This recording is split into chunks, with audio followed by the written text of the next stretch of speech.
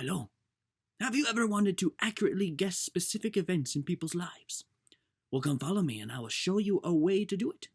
If you don't know what I am talking about, then come, join me through the portal and I will show you something interesting.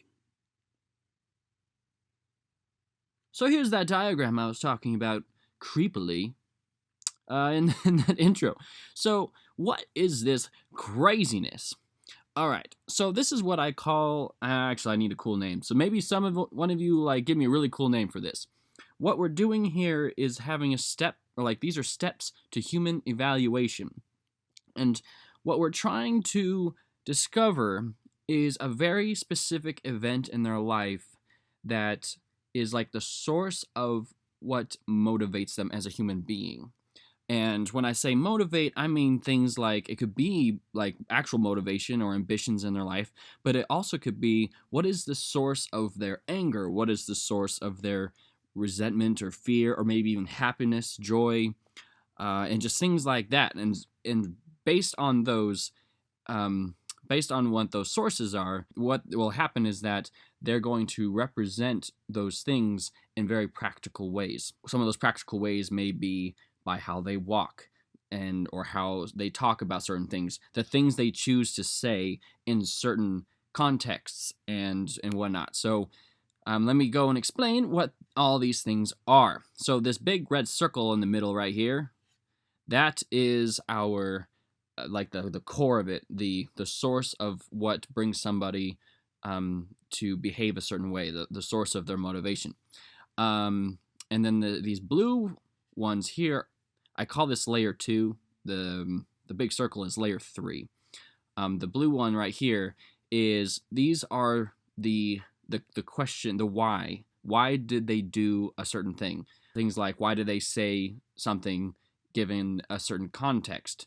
Why did they say it this way versus another way? Why did they choose to have a certain nonverbal communication about something in a certain context? So really, it's just full of questions, and this is the realm of you wanting to just kind of explore all the different possibilities that it could be and whatnot. It's kind of like your imagination stage, and it keeps you very active in trying to piece it all together. These yellow things out here are the actual practical elements that somebody does. So for instance, like how someone might say something, what they might say during a certain context, or even it could be even as strange as how they sneeze. It's everything that they do. You just kind of put these things like they're pins. You don't necessarily create all this judgment based off how someone sneezes, but it just kind of builds a certain kind of ambience, I guess, about a person. And then as you go down this road, down inside, you start to find this critical point here that really truly motivates them as a person. All right, so this web is a two-way street, really. So how I initially do this is that I go in first, and then once I figure out, that was a really ugly arrow, but then once I figure out this internal motivation, I go back out and clarify what these hypotheses are, and I answer these questions, and then end up justifying these practical events that a person may do. So let me clarify what this big red thing is for a second, give you an actual practical example. So if you hear things like this, what I'm about to say, ever since my brother died, ...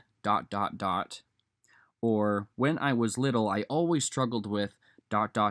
or where I grew up, there were these flowers my mom and I used to grow ... and somehow those things motivate a person to behave a certain way that they do. So what I do here, when I meet somebody, I initially see all of these little attributes that they'll do. What got me thinking about this actually was a very simple line. It was when I was hanging out with some friends, and the conversation was, so a sister of a friend of mine got engaged, and someone was saying like, oh, I was trying to get them together, and she was a little hesitant at first, and now they're dating and engaged and whatnot. And the guy, he responded, what he said was, and she's been regretting it ever since, in a sarcastic way. But I was just like, wait a minute, let's actually think about this. You know, being a silly INTP, we overcomplicate everything, but we'll actually discover something very interesting in the process. So what I do here is that the first thing we have to establish the context of it. We are among like people that he knows and does not know. So just kind of mixed friend groups. We're kind of at a party. It's kind of late. So there's kind of like some maybe uncomfortableness if he doesn't know too many people, but maybe he's just trying to get out of skin and just kind of if he's more introverted or whatnot, or kind of hesitant about trying to start conversation. We're around a fire, so that kind of gives a certain kind of essence of how the context of like how people behave. People behave kind of differently behind a fire versus around a kitchen table, if you know what I mean. And so what this whole thing here is, this whole diagram is starting to develop the subtext of where that came from. Now, him saying, and she's been regretting it ever since, may never get past layer 1. It may just be a simple statement that he said, and it means absolutely nothing. But we can kind of dive in and try to make some things, or make some assumptions, and maybe have some discovery. Because sometimes when you dive in, when everyone thinks it seems so simple or there's nothing below it, you may actually find something very unique and powerful, which I have found before. If I press a little bit further, I discover some really pretty deep things. So in this first level, what we're going to discover are some simple attributes about the person. For instance, and all this is subject to change, but these are kind of your first initial, like, hey, he said this in this way, in this context, this is how I see him, and it can change later on, depending on how he chooses to behave around people in different contexts and whatnot, and as we get to know him better. But for instance, him saying, and she has been regretting it ever since, you kind of have to make some things up, especially if you don't know the person, and so that's what I had to do. I like to call this a direct sarcastic statement. You can say it as an indirect sarcastic statement, and which would be, and she's been loving it ever since, but saying it sarcastically. And what would be the difference between there? So why did he choose to say, and she's been regretting it ever since? Why wouldn't he choose to say that over, and she's been loving it ever since? Or why did he do a sarcastic statement at all? You know, and so that's when you go into the context. Well, he's around people he doesn't know. He's maybe just trying to get to know people, and it may just stop there, but it may also not. So that's why we always like to just dive in just to see if there is anything else we can discover about the person. Some things we can tell here is that he may be a very direct individual. This is just kind of like you have to put in a situation to kind of justify what he's doing. And again, like I said, the more you get to know him, the more things are solidified. So I might say, because he said that, he's a very direct person. What you may come to realize is that because he's a direct person, potentially, he may not be making something up completely. He may be recalling some kind of event in their relationship.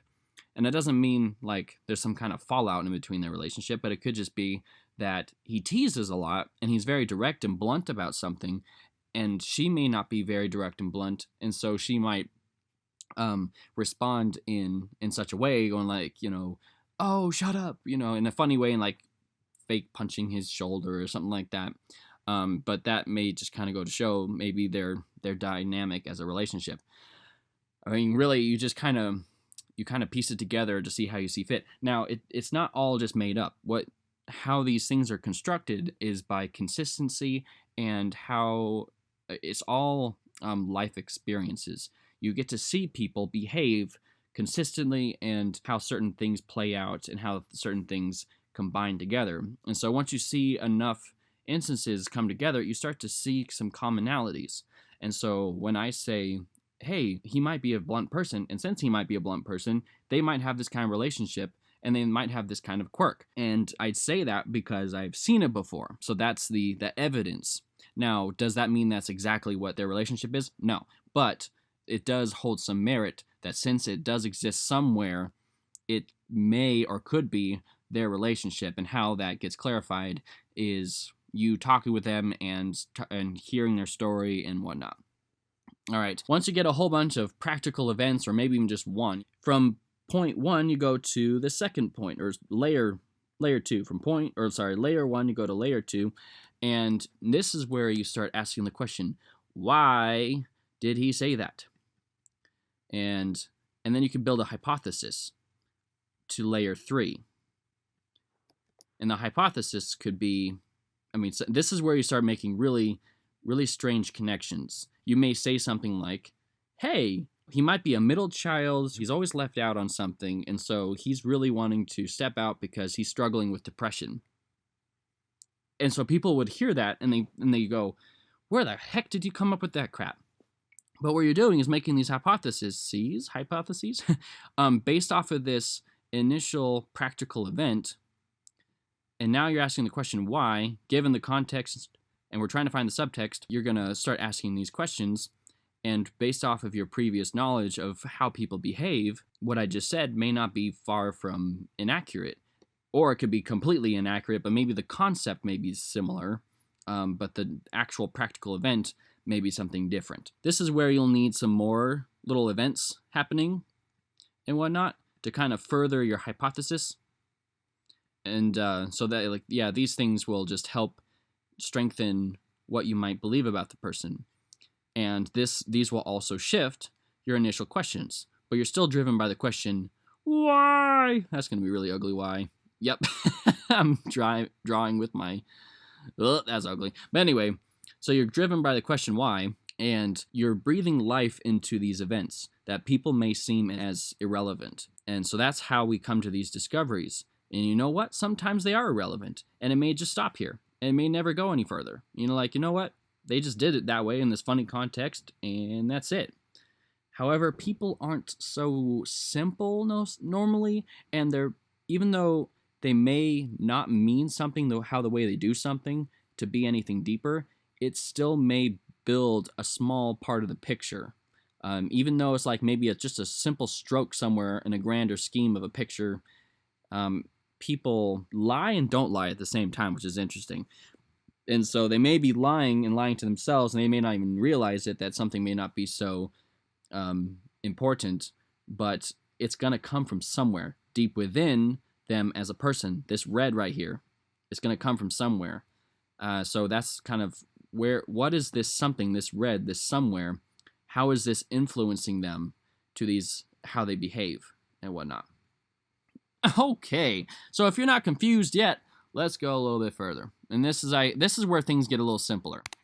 All right, sort of. So now that you have these hypotheses, now you're trying to figure out what is that actual event that gets them to behave the way they do. And so once you go there, you discover something specific. Like I said, once my brother died, or ever since I was a kid I struggled with, or just those very specific events in someone's life. By this now, when you have a whole bunch of instances and people and you start seeing these common traits, you can start to have some wild guesses as to some very specific things and personal things in their life, and then you can make a secondary guess about like what they may struggle with as a person, strengths about them as a person, and things like that, all because of, it could be how they hold a coffee cup. I mean, that's seriously how crazy it can be. Now, several different kinds of people can hold a coffee cup similarly, but they have a completely different layer 3. And so that's where you have to be really acute to every single little tiny change or detail of their personality and their traits and how they behave and all that. And once you discover this part of them that influences who they are as a person and those very specific events, you can start going back out. And as you go back out, you answer your question, why. You also are either successful with your hypothesis or you're denied your hypothesis. You can be completely wrong. And then from there, you go to your events, and now they're justified. Now they're understood. Now you know why they behave the way they do. And you have this 2-step process. You go in this way, based off of their practical events, everything that you could see on the outside.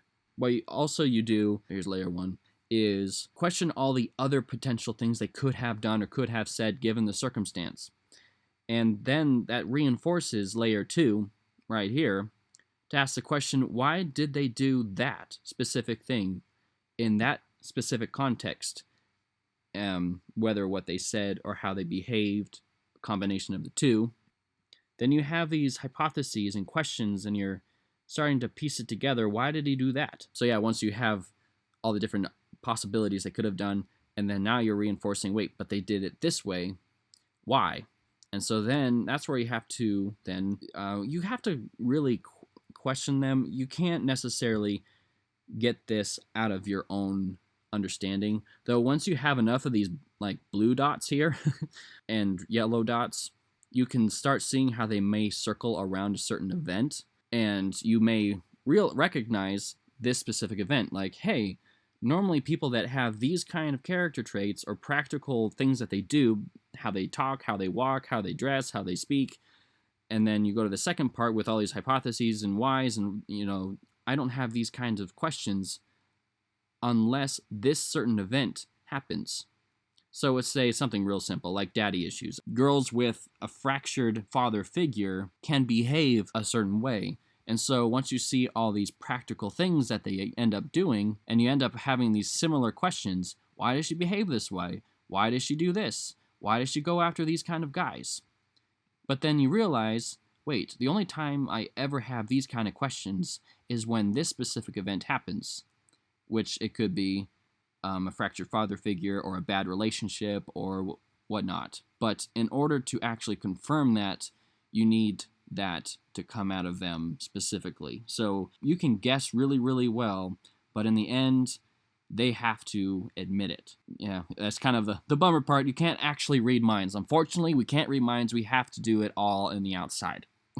So hopefully this kind of gave you something interesting to think about. What do you guys think? Is it full of baloney? Should we all just live life and not care about things? I don't think so. I think we should actually look deeper into people because they are interesting.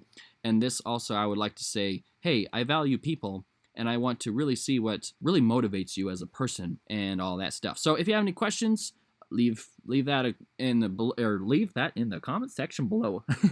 I was having a mess. I got mixed up between comments and questions and whatever. Anyway, and if you want me to clarify on anything, let me know about that. And I will see you guys in another video, another life. You never know, but you might. Oh wait, I don't want that. Winky face. All right, bye.